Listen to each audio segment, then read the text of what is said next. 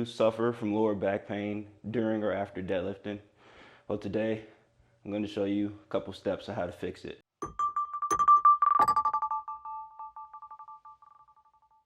When you're about to deadlift, you got your weight on the bar or just the bar itself, you want to approach the bar, or in some case, some people bring the bar to them, but you want the bar about mid-foot. So you want the bar right over your shoelaces, like the midline of your shoelaces. If you're wearing shoes that don't have shoelaces, just about mid-foot. So you take your feet, set them about shoulder width apart. If you're doing sumo, it's a whole entirely different setup. Personally, I like to have my feet pointing straight or angled out slightly, like a 20 to 30 degree angle. But for demonstration purposes, to make sure the bar is right over mid-foot, I'm gonna do them parallel. When you're reaching down to grab the bar, you wanna keep your arms straight and act as if you're holding groceries in grocery bags. So that way it locks your lats in place, or your arms and shoulders for that matter. And you reach down and you grab the bar. When you grab the bar, your hands are no longer hands and your arms are locked in place. You don't want to use your hands to pull the weight off the ground, because then that turns into a arm/back exercise. What you want to do is leave your hands locked in place and drive with your feet through the floor to push the weight away from the floor instead of pulling the weight off the floor. So you reach down, grab the bar, and when you get here, you engage your core. Keep your back straight, and that by engaging your core, that pretty much helps lock that in, and you flex your glutes. Once you flex your glutes, then you're pretty much set. And you got to remember to keep your eyes about 5 to 7 feet in front of you, angled at the floor, to keep your spine in alignment. So you reach down, grab the bar, look in front of you, tighten your core, tighten your glutes. Feet parallel, bar right over mid-foot. You want to grab the bar and pull up.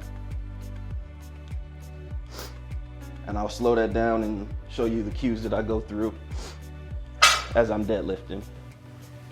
So, bar's mid-foot, obviously. I'll grab the bar, or in a lot of cases, I'll walk up, get my feet set, and pull the bar to me.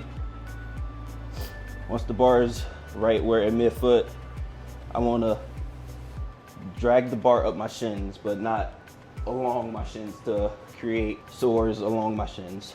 Get the bar close to my shins, and I'll start pulling up. And once I start, I said that wrong. And I'll start pushing the floor away from the weight. Once I start pushing up, or pushing the weight off the floor, once I get to my knees, then I'll straighten my knees and straighten my back, keeping my glutes and core activated. So that way I'm not hyperextending my back or doing anything to put my lower back in under any more tension than it needs to be. And when I lower the weight, it's the same thing. I'll keep my glutes engaged, my core engaged, and my hands locked as if I'm holding groceries, which is a lot easier now due to actually having the weight in my hand. When I lower the weight, I'll hinge my hips back and drag the bar down my thighs. And once I get to my knees, I'll start bending my knees and keep that bar right over my midfoot. And that's a wrap on today's video.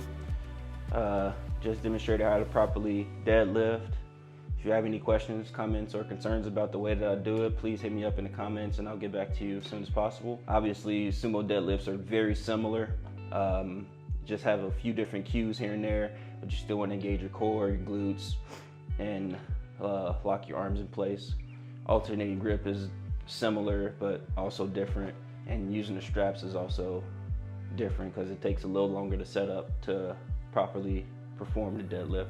Other than that, it's been your boy. Always remember to stay hydrated and keep grinding.